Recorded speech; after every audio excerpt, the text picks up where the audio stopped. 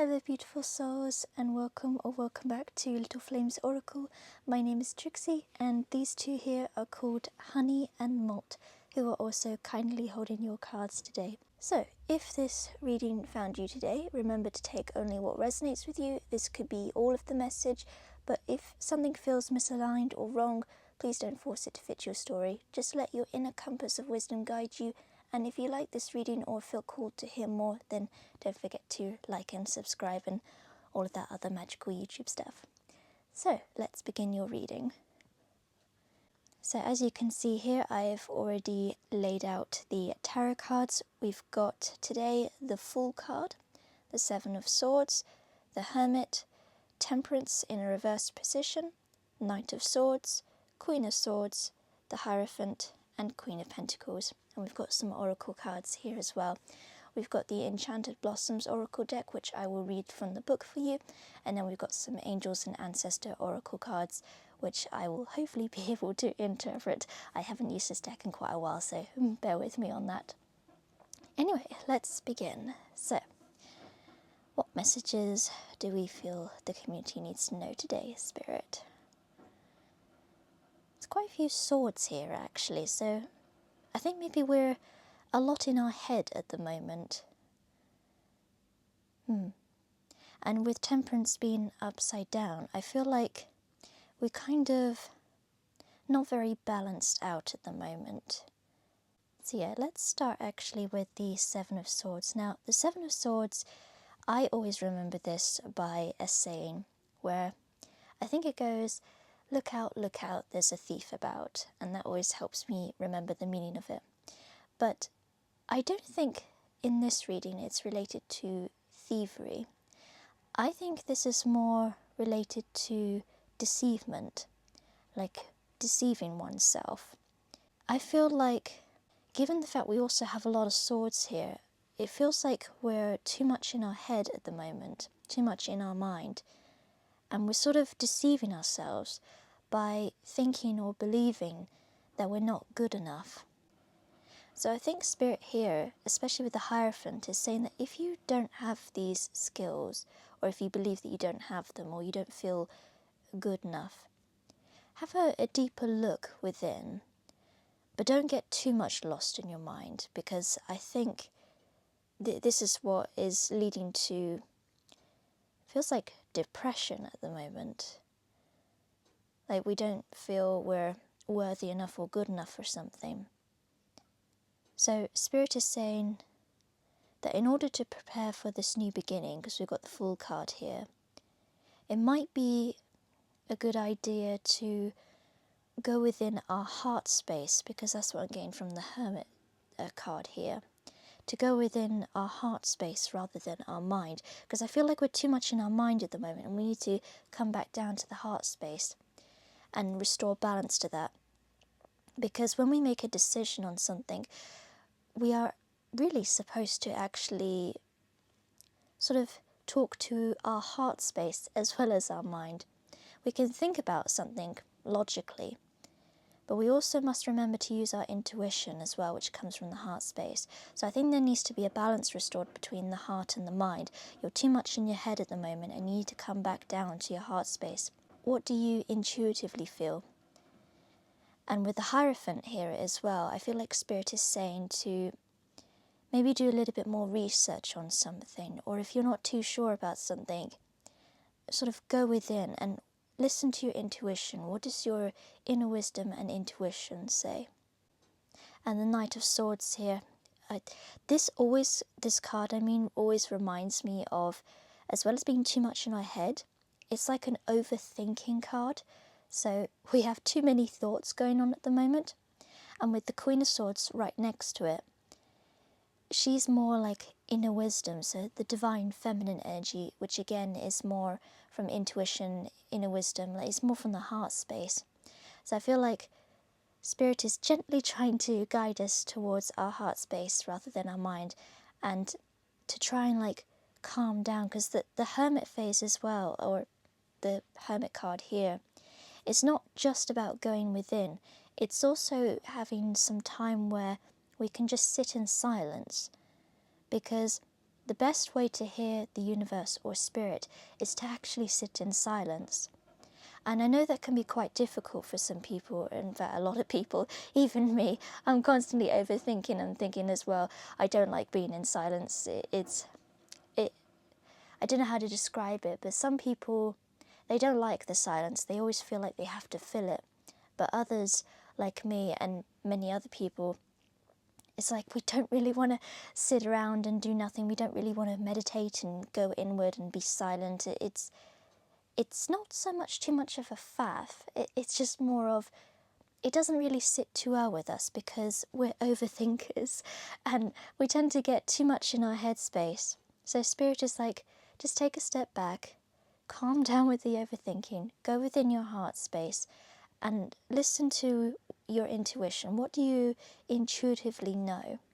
And with the Queen of Pentacles here as well, because this is more towards the end or the other side, Spirit is basically saying, let's just stop disbelieving in ourselves, return the balance between the heart and the mind, try to stop overthinking and go more towards your heart space and what your intuition knows.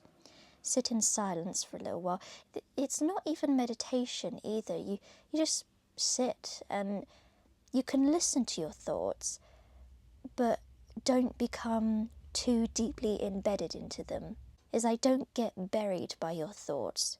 And then the Queen of Pentacles is like shifting from the head space to the heart space and more into like a happier, content place. And the Pentacles, I usually associate them with abundance or money, material possessions or material objects, things like that. But with here, I think it's more an abundance of thoughts. And so that definitely contributes to the overthinking. It's like you've got an abundance of thoughts here and Spirit is just trying to like calm them down. So yeah, maybe talk to Spirit actually. Maybe just find an area where it's relatively quiet or quiet enough to be left alone and to not be too distracted. And just talk to Spirit. Say what's on your mind. Say what's bothering you or what you're fearing or worrying about or doubting about yourself.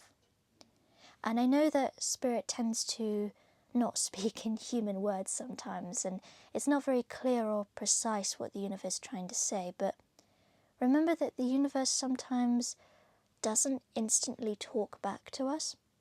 And the universe or Spirit tends to speak in signs, symbols, synchronicities, coincidences, miracles, patterns, numbers, things like that. So when you're talking to Spirit, it might be actually that you're clairaudient, for example, and you can hear human words that isn't your own inner monologue speaking, and you know it's from Spirit because you feel it strongly.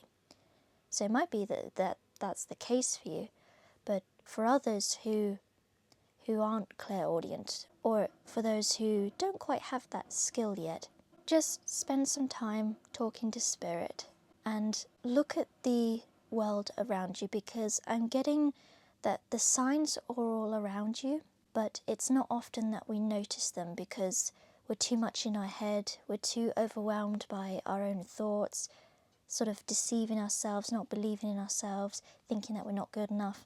So Spirit is like saying, the clues are all around, but in order to see them, you need to take a step back and quiet the mind. Now if we look at your oracle cards, I find as well that the oracle cards tend to repeat the tarot cards, but when they repeat or emphasize something, it means that it's really important, or it could be some added messages. So here we've got the Protection Guardian, drop your shields. I'll just show you the card as well. This lady here, I remember from the guidebook, it said that she is the feminine counterpart to Archangel Michael, I think it is. So perhaps the angels are looking out for you, or perhaps angels are part of your spirit guide team. So this lady here It's saying to drop your shields, to know that you're always protected by spirit, by the angels, by your ancestors, spirit guides, whoever you work with in your team. You are always protected. Then next to it we've got the Hunter card. Track down your fears and desires. Hopefully you can see these. I'm never really too sure until I get to the editing process. But yeah, the Hunter card is to track down your fears and desires. So yeah, definitely going into the heart space and figuring out what it is that you're fearful of and what it is that you actually want in life.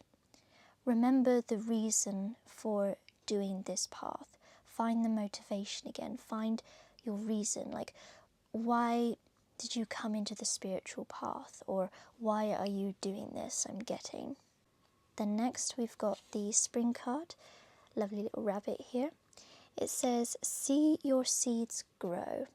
Now this card could also point to the actual season of spring. So it could be that something is coming for you in the season of spring, or it could be that your spring season starts now. So see your seeds grow, or as you're continuing on your path, it is growing each and every day.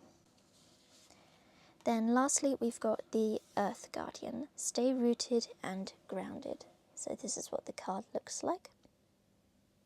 I really do love these cards. They're gorgeous artwork. So this one here, I think this is definitely returning to the Temperance card in that because it's reversed, it's basically talking about a state of being unbalanced. So stay rooted and grounded. Perhaps maybe if you can go out into nature or spend time with nature, or maybe spend some time to yourself. Again, I'm getting the Hermit card with the taking some time off or taking a moment aside to sit in the silence or the quiet.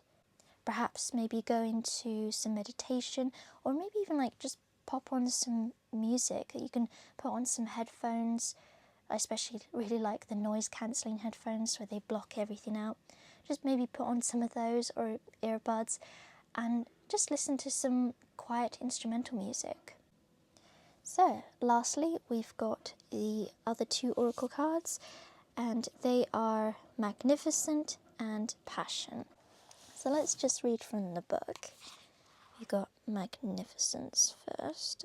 That's in the M direction, and I'm going in the wrong direction. Okay, there we go. Magnificence. Okay. Magnificence is defined as impressively beautiful, elaborate, extravagant, and striking. This card challenges you to determine what it means to live a majestic life and to actively go out and live it. How can you live fully and marvellously? Do the small things and the large that will bring you to magnificence without any care for what others think. Incorporate more of what you feel to be glorious into your daily life so that your life is not just great, but magnificent.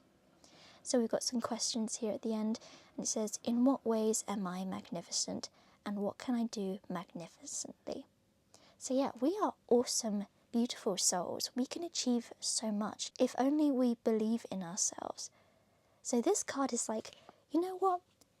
Find the magnificence in your life and go out and do the things that you want to do without caring what others think. So that is a really nice message, actually. And lastly, we have passion.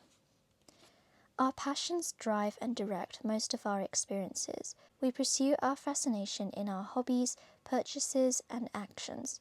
In our decision-making, passion is often in the driver's seat. This card is urging you to kick your passion into high gear. It is time to follow your desires, even in small ways. Define and make plans to explore and engage with your aspirations as often as possible, even when others tell you it's silly. Take classes, do research, and learn about the areas you are impassioned with. Your passions are your own and no one else's. Follow them down the rabbit hole and enjoy the ride. So the questions at the end here are, what are my greatest passions, and how can I incorporate them into my daily life? So, that is your message for today. I hope it makes sense. Thank you very much for watching, and blessed be.